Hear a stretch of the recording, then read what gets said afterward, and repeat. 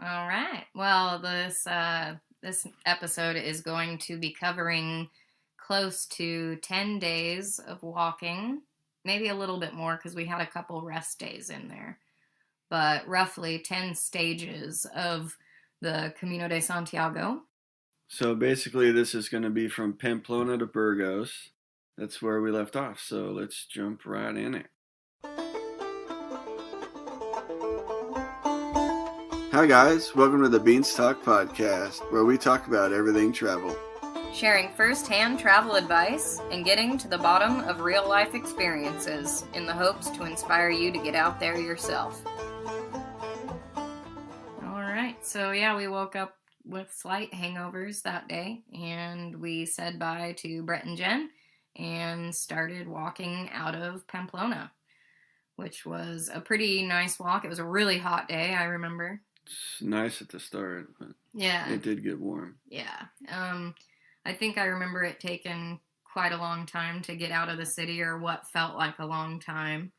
Because it is a bigger city. Yeah, and I do remember whenever we maybe weren't walking the right way, all the locals were really nice and just kind of pointed, oh, no, you got to go this way, which was pretty helpful. It was very apparent that we were pilgrims. Yeah, I think we stand out. So. Yeah, I do remember meeting 3 older French women at our hostel in Pamplona, which we just had real brief introductions there, but they, I think, kept popping up along the entire way. I kept running into them, and then I think I finally saw them at the end of the road, but we saw them that day walking. Mm-hmm. They were pretty adorable. Yeah, I think when we did start hiking up out of the city, it started getting to a gradual incline, and I was huffing and puffing a little bit just because it was a pretty warm day.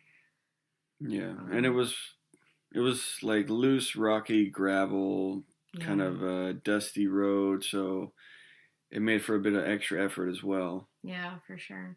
Rather than just a solid or trail or road or something. So yeah, kind of like walking through sand in a sense, as far as it takes a bit more effort to get going. Yeah, or to make progress. It's like or headway. One step forward, 2 steps back kind of thing. But yeah, I remember getting up to there's this peak that's the top of the climb this day. It tops out at 700 meters, and it's called Alto de Perdón, which you can have a pretty nice view of just all of the surrounding area. It had awesome vistas on both sides. It's actually where there is a part in the movie The Way that's about the Camino de Santiago. They get to this peak where there are these metal carvings, like silhouettes, or metal cutouts that are silhouettes of pilgrims, and when you're looking at that, you're looking back on Pamplona. You're kind of looking back on what you had just walked that day, which was pretty awesome. It's a pretty significant place. I think that it's a pretty well-known location. Yeah. We ran into the 3 French gals up there, and I think they were eating their lunch, and it was pretty windy, and I know that we remembered we had a decent day's walk ahead of us, so we didn't stay up there too long, but just kind of kept going after that. Yeah, which makes sense why there's a bunch of those wind. Yeah, there's wind turbines up there, yes. So you'll see those basically along the entire Camino. They're pretty good with their renewable energy sources, which those are one of them. But I remember on the descent after reaching this peak, it was really, really rocky. And just really slow going. Pretty technical. You have to be careful. You could twist an ankle easily. Super easy. Yeah. I remember seeing, because there's a road to your right, just a paved road, and maybe if you were having some troubles, you could go that way, but I think it takes you a ways out of the way, so... yeah, it's not as direct. No, but if you can't handle going downhill, like if you're having issues with your knees, that would probably be your route that you would want to take. But I remember seeing bikers going down that way and just going, ugh. Just kind of slightly envious of how the rest of their way for the day was going to be and how much of a struggle it was going to be for us to get down this really, really rocky hill. Mm-hmm. But I do remember we were passing through some suburbs, and that was kind of odd. It felt slightly close to home because it wasn't something that we had seen before in Spain yet. We were more passing through little rural towns and just villages and stuff. Little villages, but we hit it was more like an American suburb. Yeah. Sort of feel, whereas it felt very out of place. Yeah, it did. It wasn't very quaint, I guess you could say. But there were still beautiful wildflowers all along this walk.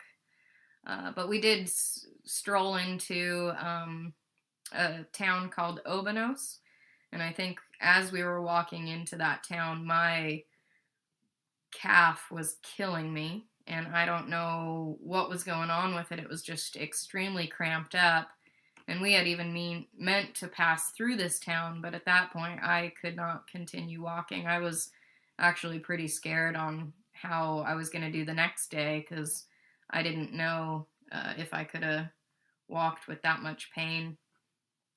So we ended up staying the night there. Yeah, so it's a big concern for the time being that we were hoping that it would just kind of subside by morning, but we definitely had to stop for the day. Yeah. And actually that night I had made the decision to take quite a bit of weight, actually 10 pounds out of my bag, and send it ahead. I think it was either 1 or 2 stages. I sent it ahead. I think it only cost €5 or something like that, and they have a lot of people do this. So if pretty common. If you're walking the Camino, a lot of the albergues you stay in, if you're having issues with weight, they'll take your pack ahead for you and just leave it at the next albergue or hostel or wherever you're staying, the next stage, which is pretty helpful. I couldn't afford to do it the whole way, but at least it was helping me out with my issues with my leg. But I remember that night we had found an albergue, and we walk up and it's very cold and stone and seemed very old and pretty rustic. And I remember the person who checked us in was kind of emotionless and very You look like a mortician or like a crypt keeper. Yeah. He just checked us in and showed us the beds and the showers, and I remember the shower in particular was one that the shower curtain was almost right next to you, and as you're showering, the curtain would, a draft would catch the curtain and blow it right up against your skin, which is disgusting. But yeah, so that was it's a gross feeling. I mean, we had this later on too, where I experienced it. I didn't experience it there, but if you're in a shower and for whatever reason there's a draft or something, it almost clings to you like static and is attracted to your body. Yeah. And it's just this cold, wet, almost slimy feeling, just curtain that it feels gross. It's like, how many other nasty bodies has that sucked up on? Yeah. So I'm showering with like one leg out, because I don't mind my toes pushing it, but it was just kind of funny. Yeah. But that night I remember we walked into I guess you could call it the center of town. It wasn't really that big enough to have like a square, but we walked over to a restaurant and had kind of the communal style dinner where they sit everybody down, or like mostly pilgrims, because we're all getting the same food, but they sit us all down at a really long table and put out the soup, put out the rice, the meat, the potatoes, all the stuff that they cooked for us specifically. And I remember the gal who was serving us was pretty nice. She didn't speak any English at all, and the very little Spanish that I knew, she kind of tried communicating with me and having me communicate with the others, because I think there were a couple French guys who spoke no Spanish, and then there were 2 Australians, and they were kind of a crack I think up. there was like an Italian person. There was just, kind of a group a whole mix. We had traveled to Australia before, and Carl's got family down there, and they had told us about, we all have our kind of stereotypes in each culture, and they told us about bogans. And we didn't really know what they were. I mean, they kind of had described them as being somewhat hillbilly-esque. It was like redneckish or hickish kind of, or just kind of backwoods. Yeah. Not the most intelligent, kind of. They had the more nasally accents and were just more twangy. Yeah. And so I think this dinner was our first experience with one of them. Mm-hmm. And so we were sitting there, and I think that one of the soups came out, and we didn't really know what was in the bottom of it. We later found it out to be like orzo or something. Either an orzo-like pasta or something like that. But the gal who was from Australia, she was convinced it was garlic. Yeah.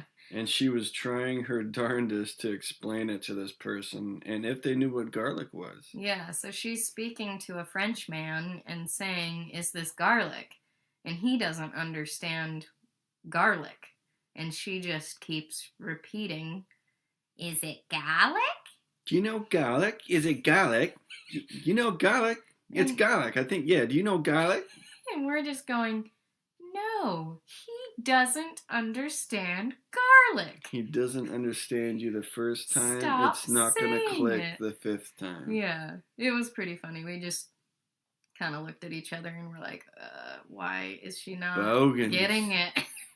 And so, slightly bogany. But yeah, so that was our experience in Obanos. And I think the next day we headed out of town, and we ended up talking to a guy who we had only seen from a distance walking in front of us. We think he was with his dad. It was a father-son, yeah. Yeah, and they were toking on a little weed. We could smell it. Yeah. And it smells good. I love the smell of weed. And so as we're walking, I'm like, you smell that? That smells pretty good. And so, I thought it was just kind of cute that it was, father, son smoking together and walking the Camino. Just passing back a joint back and forth. Yeah. And so, we ended up talking to him later on. We stopped at a water fountain. It's basically at the end of the day at this point. Yeah, I think so. But we stopped at a water fountain, and he walked up, and we just started chatting with him because he had an American accent. And we're like, "Where are you from?" And he said, "Boise." And I was like, no way. What the fuck? Really? Because that's where we're from. And so that was just kind of like a no fucking way. That's a small world moment. Small world, completely. But what made it even more of a small world moment was that I started asking him, what he does, or I tell him where I worked. And he basically knew one of my great friends, who, my friend Talon, he's like a little brother to me. I had worked with him for years at a local pizza restaurant. And this guy, Alex, who we had just met that day, told me that he was kind of Talon's little brother, but through a good friend. I guess his older brother was one of Talon's best friends. So I was like, so that means that you're kind of like my little brother? But it was just way too weird, and quite the coincidence, and just a crazy, crazy thing to experience when you're halfway across the world walking a trail. But that was pretty cool. But yeah, during that hike, I remember we were listening to some music. It might have been the first time that we started playing some music while walking. Mm-hmm. And we get to a hill, and we start hiking up this hill, and this song by Sia comes on, and it's called Elastic Heart. And I remember hearing you just start crying. And Yeah. I think just the situation with what we were doing, how long we'd been gone, how hard this was, just a lot of things that kind of run through your mind at this point. And it was just a certain stretch, and I don't know, emotions start coming up, and you just embrace it. Yeah, for sure. And for me, I cannot not cry whenever I hear a man cry. So I just immediately started crying as well. So we're walking up this hill with our big packs on and listening to Sia crying.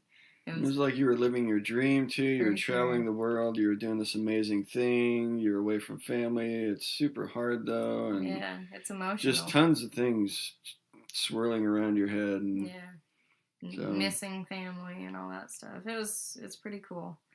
This was probably the start of having a little bit of a grasp on what your body needed to do, because the terrain got a little bit easier, so your body was slightly I wouldn't say it wasn't working as hard, but it was getting more accustomed to the day in, day out walking. And so as your body starts getting more accustomed to that, your emotions and your mind go elsewhere. Basically. Yeah, it totally goes inward. Versus just thinking about how hard it is. And then once you kind of get adjusted to doing the walking, your mind starts thinking of other things. Yeah, so you're working through issues, you're thinking a lot, and you're definitely in your brain and working out some stuff. So I remember this day in particular, and I think the following day for me was pretty difficult. I was working on a lot of letting go of the judgment I felt within myself, because I've had bouts, I guess not even bouts, I've just had struggles with dealing with alcohol issues since I was a teenager. So I think that judgment was very strong within myself, and the Camino was really helping me work on that side of me and try to work past all the self-criticism and judgment that I had and had built up over the years of countless fuck-ups after getting way too drunk. So Sia in particular was the music I was listening to quite a bit. I know that she's struggled with alcohol and drug abuse, so I think her songs really kind of dig into that, and it definitely helps me bring up a lot of those issues and kind of work through them, which was nice. Yeah, I think that night we had strolled into Estella, which is a pretty small town. I know that it's still a town. I wouldn't say it was like village size, but it was definitely a town. Yeah, and they had it was a really cool city center. Had like a nice fountain. Kids were playing soccer out in the square and stuff. And I remember we checked into an albergue that had a really nice patio, and we went out there, and it was like the first time we had gotten a beer out of a vending machine.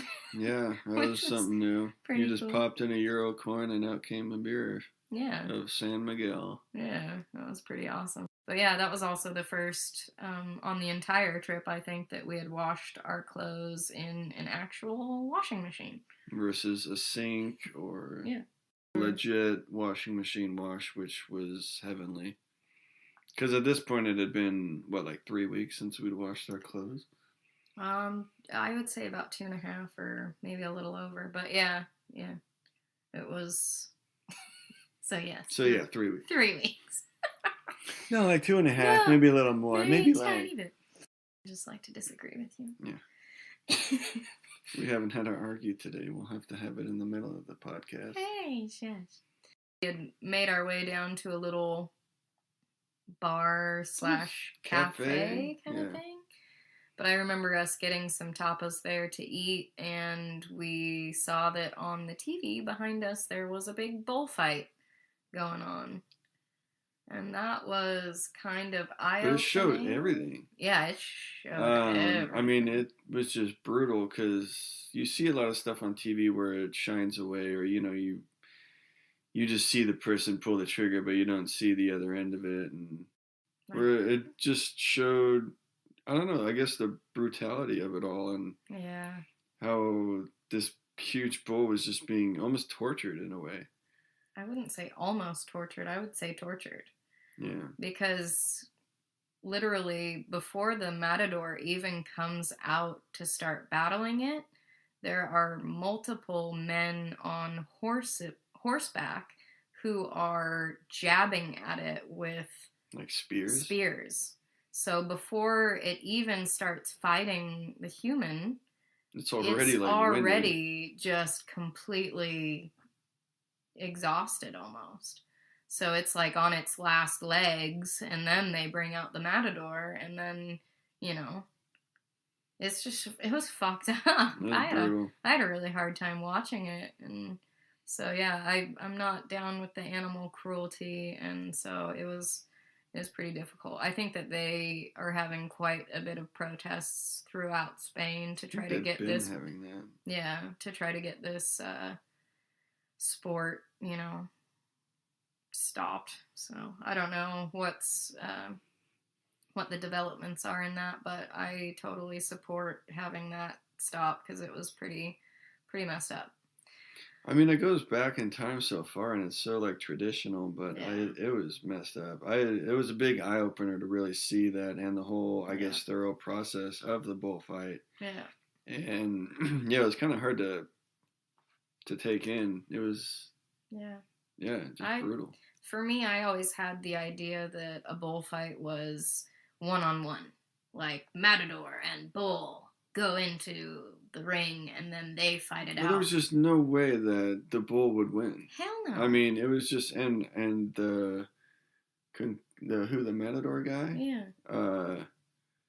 The matador just showed off like this big, this brave person, this guy versus the bull. When it's like, well, you had a lot of. Is it? That's not a fair fight. You had a lot of help beforehand, kind of weakening the bull.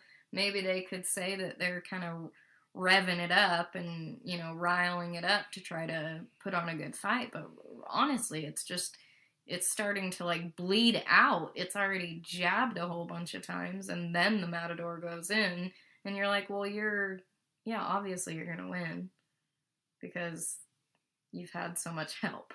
It literally is not a fair fight.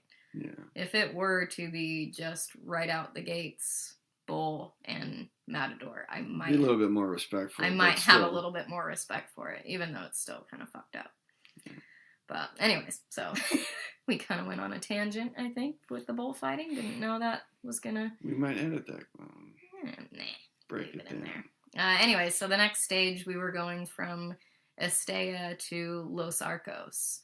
And I remember leaving Estella, we ran into our good buddy Omar, who we had met on the first day. Mm-hmm. And we went with him to a winery or vineyard that I'm going to totally butcher the name, but I think it's Ayugi.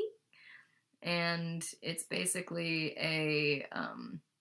it's kind of a well-known stop along the Camino where there is a water fountain and a wine fountain. It's kind of like a faceplate on this wall, and there's two little spouts, and one is water and one is wine from the local winery. Yeah, so I think that there's known to be close to like 500 gallons of wine, I want to say, something like that I had heard.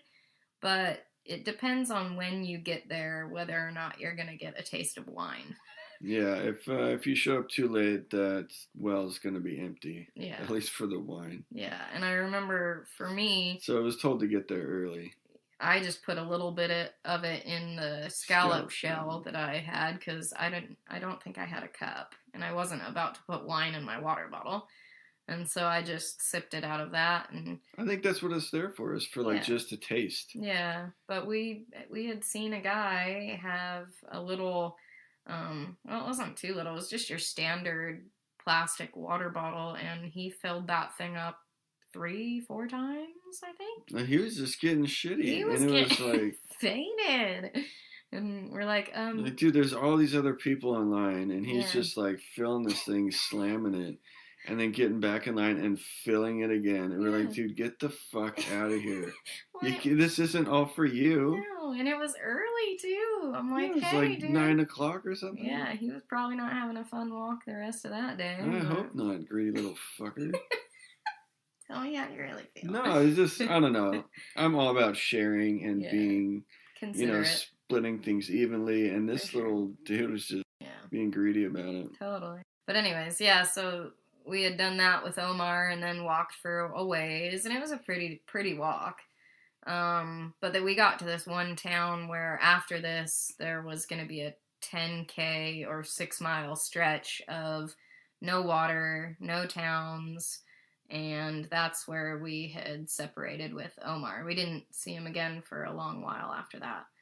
That's how it goes. Sometimes you separate and you'll see them in 10 minutes, and sometimes you won't see that person ever again. No, that's true. You just don't know. You just never know. So it's all part of letting go. Yeah, exactly. You can't attach yourself too much to people. But yeah, I was gonna say that when we did get into that town, I think we were pretty ready to stop walking. And we had sat down in their square, which was a really nice area. It had a really nice church right there, or cathedral, I think.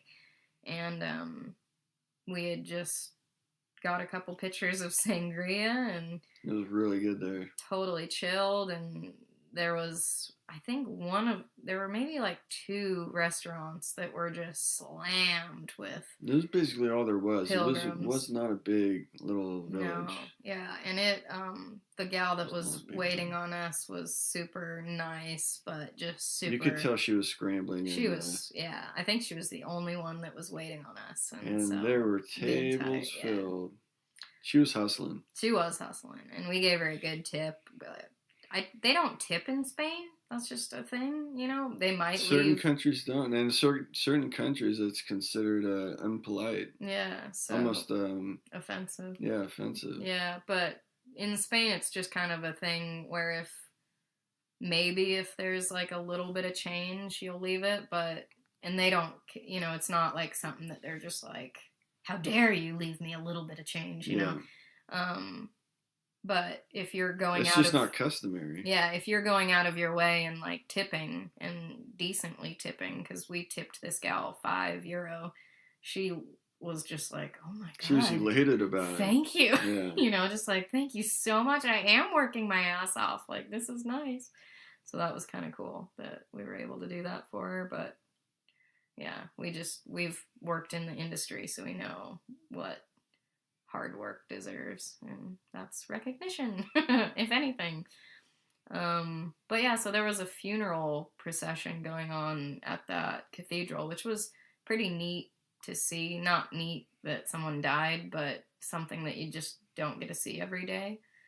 And so it was done differently than at home. For sure. Where it just had this trail. It was kind of like what you'd see at home, but with cars driving through. And, it was very obvious with whether the local law enforcement or whatever is kind of having people pull over as they roll through. Yeah. It's the same way here, but they were just walking through the town, heading towards the church or cathedral. Yeah. And they were all dressed in black, and it seemed like somber, but not. It was more of like a peaceful feeling, I felt like. Yeah. But yeah, so then that night we had gotten to our albergue. Luckily, my stuff that I had shipped was there, which was awesome.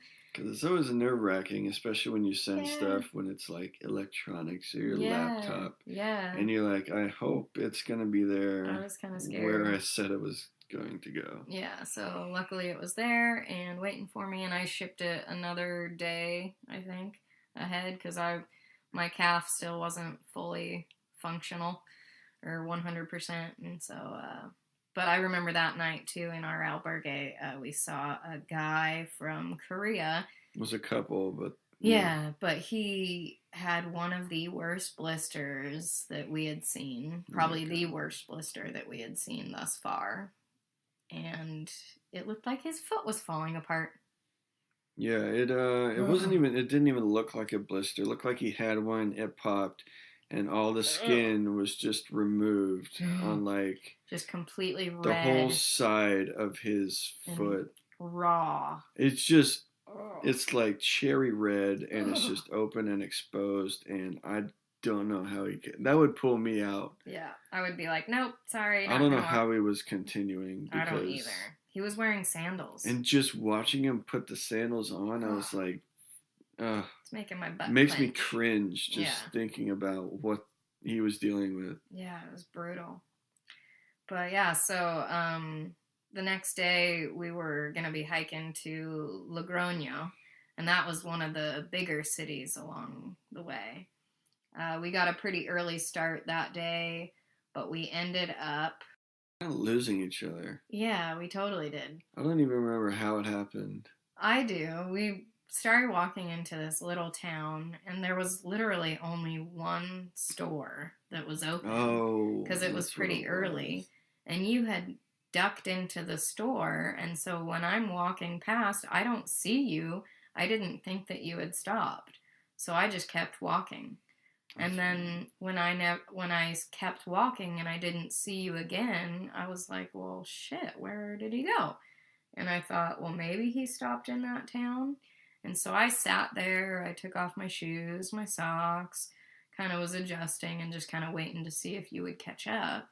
And then you don't come, and I'm going, well, shit, did he keep going? Am I going to lose him if I stop and I wait for too long? So I start going, and then I still don't see you, and I'm like, where the fuck? And so I really did not know where you were, and I just kept walking because I was like, well, I'm too far behind at this point. And I get to somewhere where I'm like, he has to be behind me because I still haven't caught up with him. And I think I was going fast at that point. So I stop on a rock and I eat a little something, and I'm watching people pass me, and I'm asking them, did you see, guy with beard? I'm like motioning, guy with beard, bald head, like, did you see him? And I think one person might have said, oh yeah, he's back there, he's looking for you. And I'm just thinking, oh fuck. And did you turn around and go back? No, because I was going to wait for you to catch up, because I thought... And this is where I was like, where did she go? I just ducked in the shop to get, like, supplies and snacks for the day. And then she was just gone. So I was walking back and forth between just stages, I guess. I don't know. I was going through the town back and forth like 4 times, just moving too, because I was getting concerned and the day was getting later. Yeah. And we wanted to have this early start. And then we were just wasting time. It was supposed to be hot, and she just was not anywhere. Yeah. And after walking back and forth, 15 minutes each way for the 4th time, I was like, I just got to go. Yeah.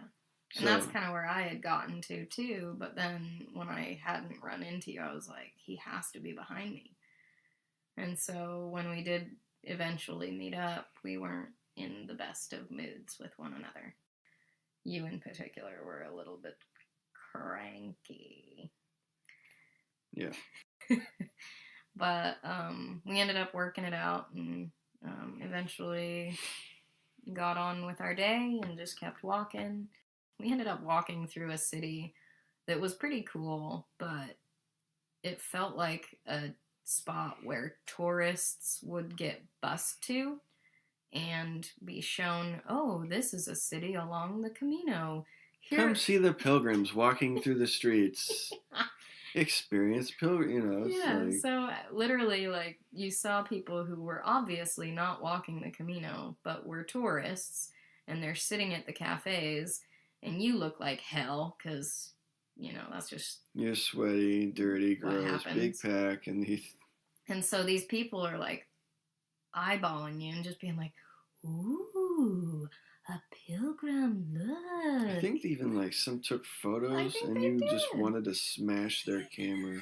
You're like, what the hell? Like, I'm not an animal at the zoo. What is? Yeah, what are you doing? It was weird. No asking, just like, ooh, look at the pilgrim, snap. Snap, selfie, snap. It's just like, what the hell? And you're tired. It was super hot, too. Oh, man, it was rough, but funny. Just sweating bullets, just not feeling the best. Weird experience. Huffing and puffing, and these people are wanting to capture this moment of some stranger that they've never seen before. Yeah. And you're like, this is pretty rude. Yeah. Get the fuck out of my face. Yeah. Well, I didn't care as much, but it was just I didn't either, but I mean, I just felt it was rude. Yeah. It was a weird feeling, weird sensation. But yeah, the stretch leading into Logroño was mostly a long road and hot as hell, and I remember my feet were absolutely killing me. Yeah. That's why we wanted to get an early start, was to avoid we looked and was told it was supposed to be a super hot day. Yeah, for sure. Which, it ended up being. It was hot. Yeah, getting into Logroño, we had found a pretty nice albergue, and we ended up staying an extra day in Logroño. We had a rest day. This was rest day number 2. We needed it. It was pretty necessary. But yeah, I think that in Logroño, we didn't do a whole lot. I think one of the main things we did, because our packs were, the contents were for the whole year and a half or more, whatever we had planned to go, we didn't need a lot of items just for the Camino. And that we were still going to be walking for another month or so. We were like, well, we don't need this stuff. Let's just ship it to the end if we can. So we looked into it, and there's a Camino forum that is... It's called the Camino Forum, and it's put on by this guy named Ivar. Who lives in Santiago. He lives right there in Santiago, and he allows you to ship your items or whatever you don't just need. Stuff you realize you're not using, or that it's not necessary, or actually don't need 2 belts, or whatever, Yeah, and he stores all the little stuff that adds up to be like 5 pounds or however much. Yeah, so he'll store it he's got a little storage facility where he'll keep your stuff for up to 60 days, I believe. Yeah. And so that was pretty awesome that we were able to do that. I remember it was a little tricky at the post office to try to fill out their filling out the Spanish forms and trying to get it to be because you wanted to fill it out correctly, and you're like, I don't even know what to write in this spot because I don't know what this word means. Yeah. So. But they were pretty helpful. So. Yeah, so they helped us out with filling it out correctly so that it was getting, because you were shipping like laptops and certain items that was like, I need to get this again because it's expensive, and to replace it would be, impossible, expensive and inconvenient. Yeah. So that was pretty helpful that we were able to do that. And then, because they suggest that you hike with 10% of your body weight. We were hiking with way more than that. Yeah. We didn't need it. That was like 30%. Yeah, it's crazy. Too much. Yeah, way too much. So yeah. So it felt good to get that out of the pack and shipped. It changed. That was a game changer. And it was night and day. Because we thought at that point, I was like, my body cannot handle walking with this weight. I knew that it was just not going to work out. So, yeah, I remember one thing about Logroño, though, was I had gone to a cafe that morning for breakfast, and they have these orange juice machines where you see the actual orange, and they go down this little ramp. It kind of reminds me of... It's a huge machine. Yeah, it's gigantic, but it kind of reminds me of like those, it was Marble Works as a kid. They shoot these little marbles down these slides, but it's got like this little metal slide that takes the orange and it like cuts it in half and then squeezes it right there. And they've got this crazy, just fresh orange juice. And it was probably the best orange juice I've ever had. The best orange juice ever. And Carl was so happy about it. I got another jar and it was like gold. I was just... Yeah. They could have brought a carafe and Carl would have just chugged the entire thing. Oh, man. But it was hard to drink in moderation, but every gulp was just so enjoyable. I've never had orange juice like that. No, that was so good. We got a really late start on the day, and on the way out of Logroño, we had popped into a grocery store, and we were just gonna get some food. Snacks and supplies for the day. And we ran into Gemma, who had just popped into the store as we were heading on our way out. It was so weird. We didn't think we were going to see her again. And it was just like, oh, you saw your friend at the grocery store. And yeah. It's like, well, we're also in the middle of Spain nowhere, and this British friend that we had met on the first seen in day. A few days. Yeah, we met her on the very first day, and like a week later, or a little over a week later, we saw her again. And yeah, it was just really random. The city's pretty big, and it was a really big grocery store, so it was quite the coincidence that we met her in there. But yeah, I remember she was staying there that night, and we were gonna tell her kind of where we were gonna wind up or keep in contact with her so that we could meet up with her again.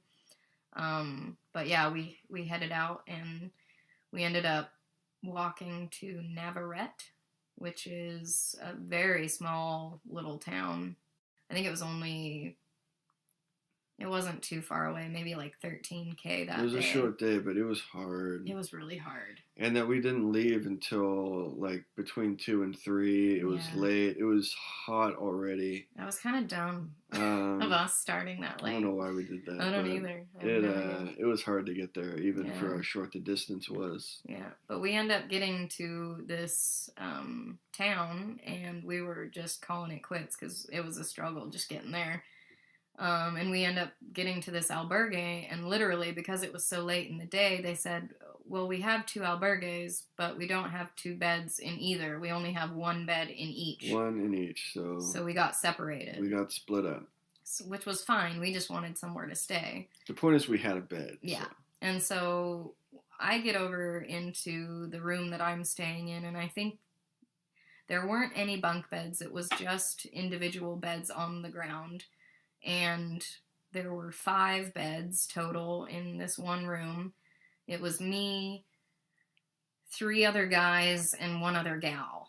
And so we're sitting in that room, and I had met the gal. Her name was Jacobi, and she was from London, but she grew up in South Africa. And so I started chatting a little bit with her. She was struggling a lot with her feet. She had pretty bad blisters. And I'm not sure if it was at that point she had already sent for a new pair of shoes, but the original pair of shoes she started with were not working out, so she had to get brand new ones. And those were even hurting her worse. So she had a whole medical kit, and I think she had kind of gone out into the town and maybe drank a little bit of wine, but also had a nurse who just happened to be there who was also drinking quite a bit of wine, work on her feet, her blisters. So that was kind of my meeting of Jacobi. But there was also another guy in the room. His name was Thomas, and he was from Germany. He was very nice. He was, I think, just laying down on his bed. But this was kind of the first encounter with German men's comfortability. Is that a word? Comfortability with their bodies, which is so cool to me. I wish that the U.S. could be more like this. But this man, Thomas, he's... he's what, 50? Maybe, I don't know. Like probably around 40s, 50s. Yeah, and he's laying out on his bed, and he's just got a little thong on. Or... what would you call them? Because your dad does the same thing. It's like whitey-tighty underwear? Well, yeah, I guess. Just kind of a underwear. I wouldn't say a thong. No. I mean, I didn't see his backside. But he was laying on his side. And, he's got his reading glasses on. And I think he was talking on the cell phone for a while. So I didn't really get to talk to him at that point. But I remember... the windows were shut, and then there's this guard that was pulled down over the windows. So literally, like, no air could get in or out. And with 3 other men, and with Jacobi and I, it was quite stuffy and stinky. And so I remember one of the things that literally was the moment I was like, I like this gal, was when Jacobi came in, and she just goes, oh, no, mate. And just like opened the thing and opened the windows. I was just suffering through the stank because I wasn't wanting to be. And stuffiness of the heat. Yeah, I didn't want to be confrontational, but she was just like, hell no. And like pulls open the little garage door and opens the windows and is like, yeah, this ain't happening. Like, we need some fucking air in here. And I was like, yes, thank you. Well, it's refreshing, like the fresh air that came in, but also the refreshingness of, somebody just speaking their mind and not, like, no bullshit. I was like, okay, I like this gal, which was pretty cool. But, yeah, I ended up talking to Thomas that night as well, and he was just a sweetheart and nice as can be. And so those were two of our Camino friends that we met. Well, I didn't meet them. I was at the other albergue. Oh, yeah, that's right. So I think I had told you I hadn't met them yet, but I was told about them the next day. Yeah. Which was also a short day. Yeah. I think it was also just like 16 kilometers or so. Yeah.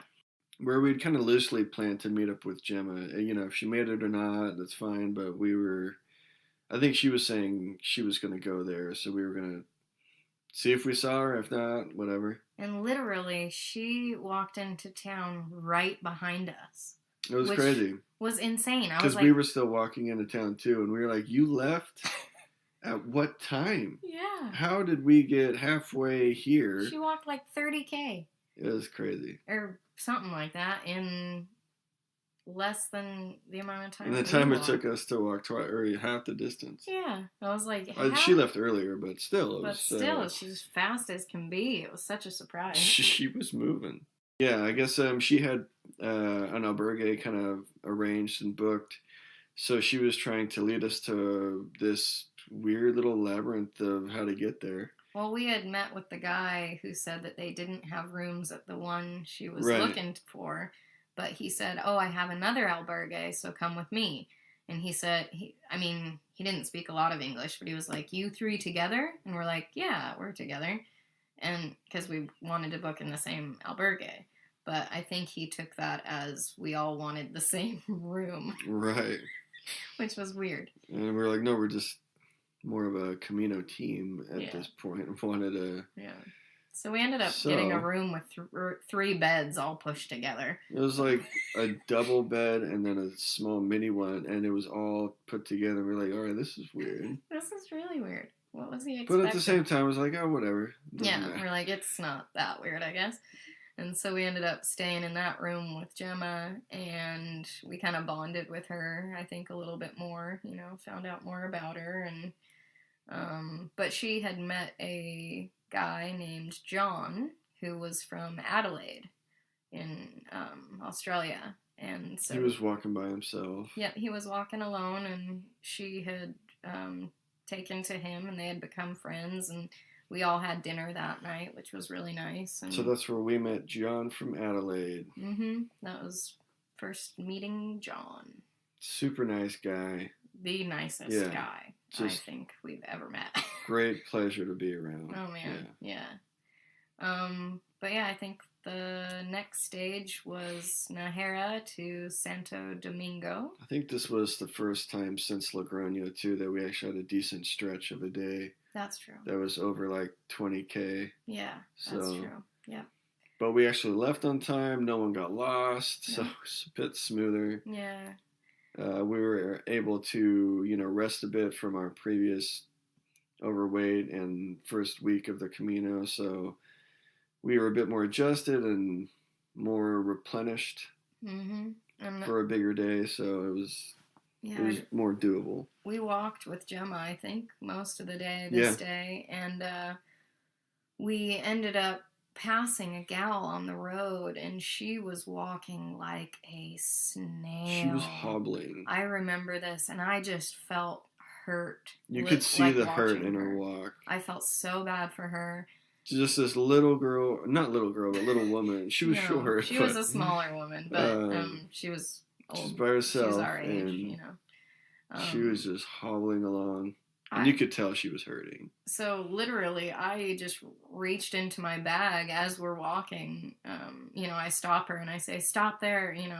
I don't she spoke English, but it was a little bit broken. But she, like, knew 5 other languages, so yeah. I cannot, there's no judgment whatsoever. And so I reach into my bag, and I remember Jen from the Aussies, Brett and Jen, she had given me a little packet of ibuprofens. And so there were 800 milligram ibuprofens. And I didn't use them at all. And I was like, well, who could use them? She could probably use them. So I gave her the little strip that I had and said, take one. Because they're strong. Yeah, because they're strong. And, you know, I think I had motioned, like, eat food with it or something, but only take one. And so she had taken one, I think, right there. And then we had passed her because obviously she was going so slow. Yeah. And we end up getting into Santo Domingo, and who is, like, the first person that we see after we had checked into our albergue and showered and all that. We, like, went out into the square, but she's just going, oh, and she, like, puts out her hands, and she's, like, waving them around. She was, like, at this table outside of a bar with a beer, and... Yeah, she was so happy to see us, and she was saying, look, and she was like, look, and she was stomping her feet on the ground, and I was like, oh, don't do it. But she was... It's just a pain pill, and I'm sure it still hurts. Don't, mess yourself up. She had told us she doesn't really take pain medication. I'm like, I totally understand that. Pills kind of scare me, too. But she was just so relieved that her feet weren't in pain anymore. And so she bought us both a beer and was just super grateful that we were able to help her out that day. And her name was Maria, and she was just a darling gal from Italy. In that albergue, which was, do you call it nunnery? Or do you call it it's not a convent? No. It was it still an acting nunnery? I don't know. I heard recently on the What the Fuck podcast with Mark Maron that nunnery means, like, whorehouse. Yeah. So I, like, don't want to call it a nunnery. It was not a whorehouse. It was no brothel. It was a place where nuns worked and practiced their religion and beliefs. But yeah. So, it was a pretty cheap one. I think it was like €6. And Jacoby was also staying there. And this was the first place that we had met Douglas, which he became a character along our... He was a character. He was one of the few people that we had met that had walked it before. Yes. I think it was a year prior, and he said he was walking it again to gain more happiness. That he had walked the first one and then ended up going back to Rhode Island, I think. Mm-hmm. It was East Coast somewhere. He was just unhappy and hated his job, and he was just a grump. And he needed to walk it again to find his happiness again. So yeah, he was... That's where we met Douglas. He was definitely a character.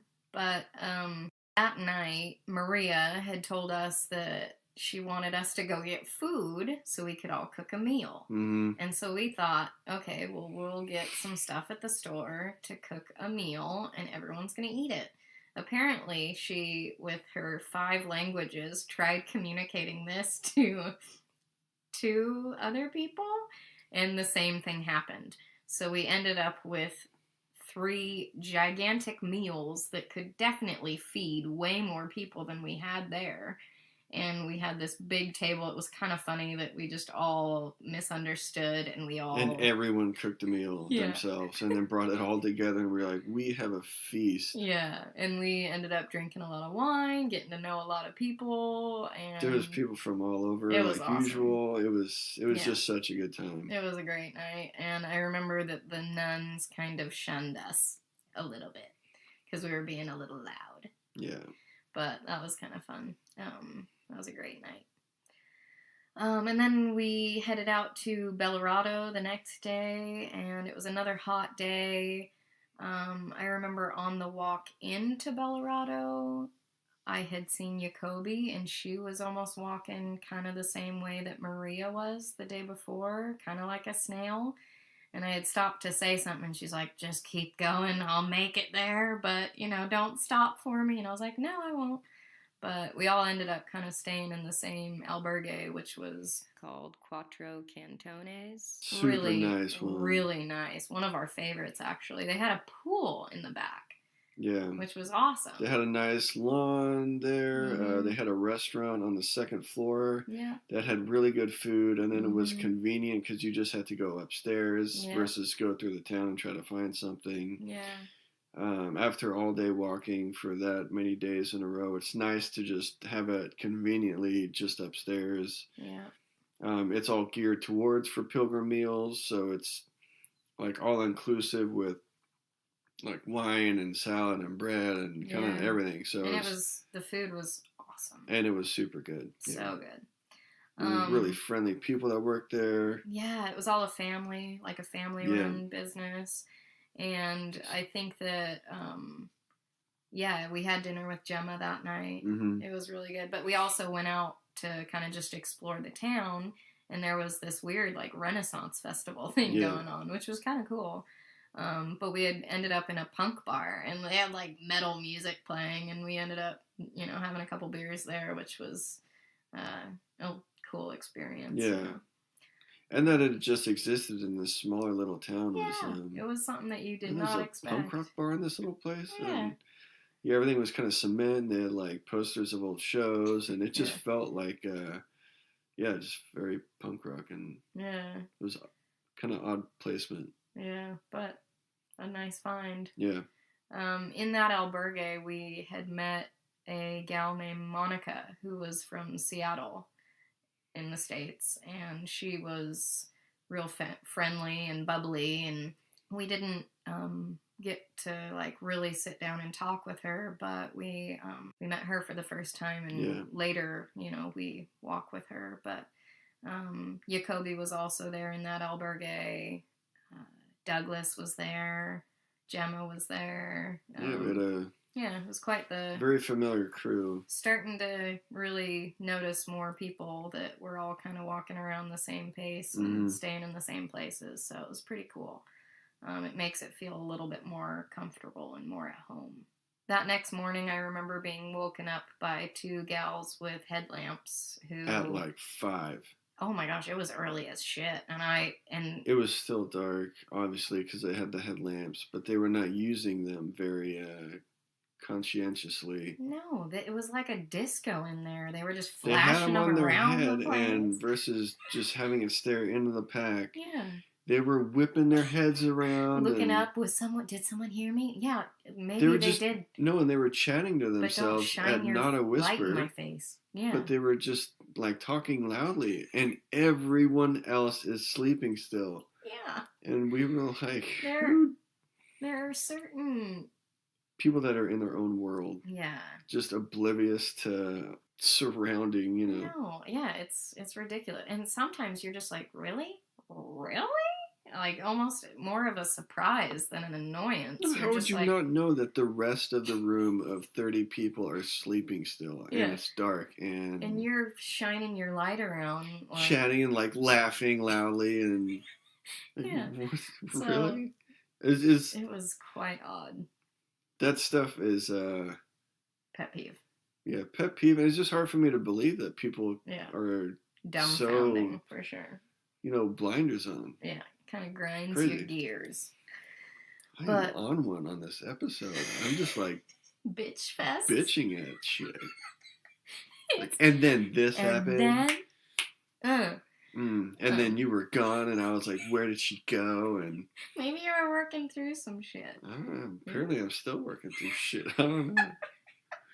Maybe it's just like the phase of the Camino. It could be. I mean, you're definitely working out a bunch of emotions. So, the next day we had left, and apparently I had left my toiletry bag at that albergue, but we didn't even notice until we got to the next stage. Yeah. And I'm like, fuck, what the hell? It had all this stuff. All my shit in it. And I'm just like, I can't replace all that stuff. So I called that albergue, and oh my God, the sweetest lady. Her name was Hannah. One of the super nice hospitaleros from the family. Yeah, she was the one who co-owned it with her family where we had stayed that night. And she was like, oh, I'll just drive it over. And I was like, what? And literally, she just drove my toiletry bag to me. Met us, and, you know, had maybe a glass of, I think I bought her a glass of wine or a beer or something. And she was just like, oh, yeah, no worries. And, oh, my God, it was the nicest thing that she could have done. But, yeah, at this next albergue, we stayed with Gemma and John. I think that whole place was 50 or so beds in one room. It was pretty crowded. It was big, but it was a big room, too, so. It was a big room, but it was also really hot. It had been hot, though. It's true. But they had, like, over the windows, they have these, and like I had described it before, they're almost like garage door-like shutters. They're like little roll-top metal shutters. Yeah, so it really, like, doesn't allow air to go in or out. Yeah. And they had those. It gets stuffy. I don't understand. It got real stuffy. So that was kind of that experience with that albergue. I want to say it's for mosquitoes, but it's like, haven't you ever heard of screen? Something. I don't know what it's for. It could keep... I don't get it. Maybe it's for the darkness? I don't know. I don't know. But I wasn't enjoying it. But the next day, we were hiking up a little bit of a hill, which I think this was the stage that got us into Burgos, which is the next big city. And we had come across an entire herd of sheep heading up this hill. I mean, like 200 sheep. If not more. It was crazy. We're sitting there, and I think the sheepdog that were herding the sheep started herding us. They, like, included us in their herd. It was the cutest thing, because there was, like, a big sheepdog, like the older sheepdog, and then there were puppy sheepdogs, who I think were learning with the big sheepdogs. They're like, oh, well, they have to go this way, too. Let's tell them where to go. Yeah, it was adorable. And, yeah. It was cool, because there was, like the... sheep herder, what's the name? Sheep herder? No, there's a name for it. Oh, I don't know. Oh. I would think it would be sheep herder. There's like a word for it. Oh, I don't know the word. We're very learned from our travels. Anyway. I don't even know where I was going with that. We know a lot about sheep herders. So... we walked into Burgos, and it was along the river, and my back started... Shepherd. Jesus Christ. It even sounds like shepherd. I, said most of the word. No, but it was cool. Oh, my God. Jeez. But do they call them shepherds? I think we need more coffee. That sounds Bible-y.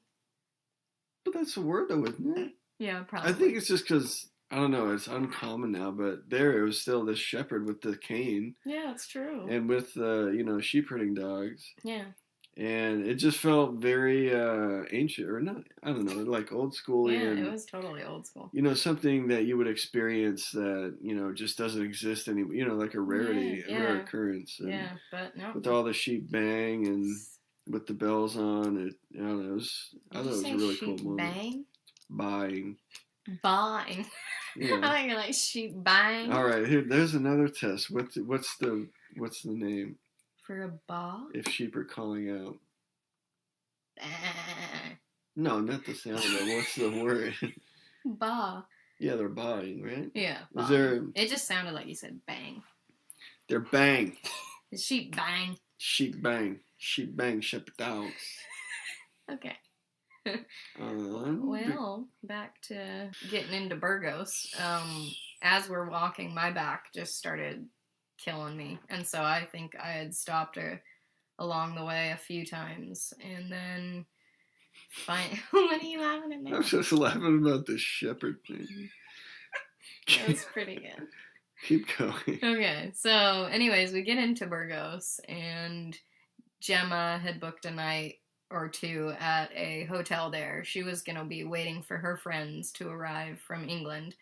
So it's a legit hotel and not the albergue. Yeah, we had stayed in the albergue. She had this nice room with a big bed to herself and a TV, you know. Well, we went and hung out with her because basically the minute we got into Burgos, almost it felt like it just started pouring rain.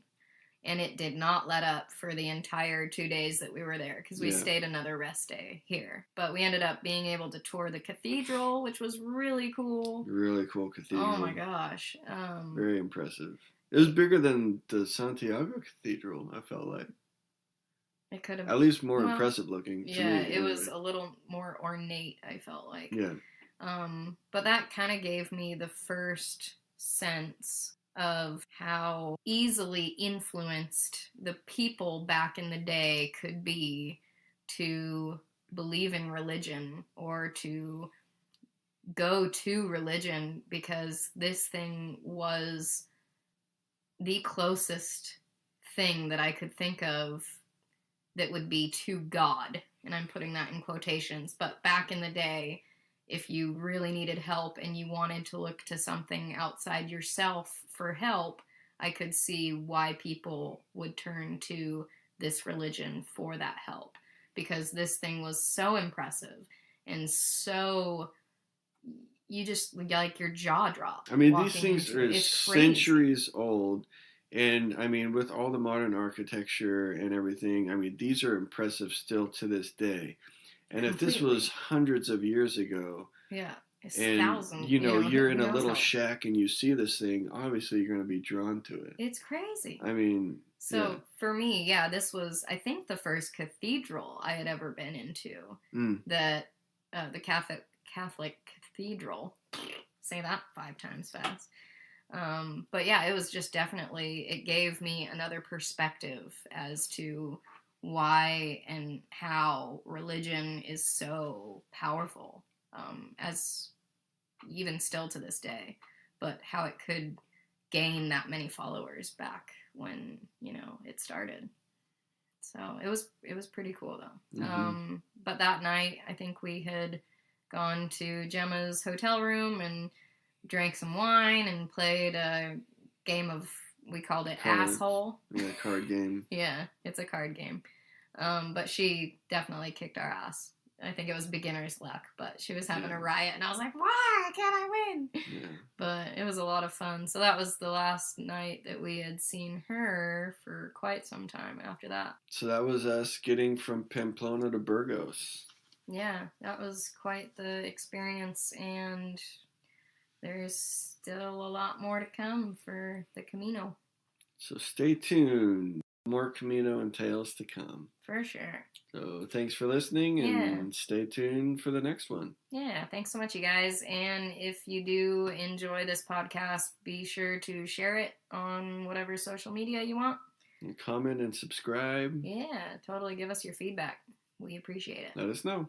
All right. Well, take it easy, guys. If you liked what you heard, subscribe to our podcast.